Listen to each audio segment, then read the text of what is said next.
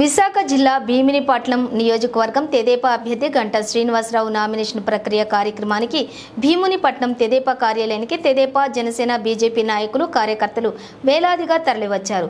దీంతో సాగర్ తీరం జై గంటా జై జై గంటా నినాదాలతో హోరెత్తింది. తెదేపా జనసేన బీజేపీ జెండాలతో భీమిలిపుర వీధులు రెపరెపలాడాయి. డప్పు వాయిద్యాలు కనువిందు చేశాయి.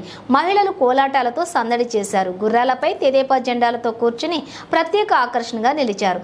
సాగర్ తీరం జనసంద్రంగా మారింది. రెట్టించిన ఉత్సాహంతో మహిళలు పెద్ద ఎత్తున పాల్గొని తెదేపా అభ్యర్థి గంటా మద్దతు తెలిపారు.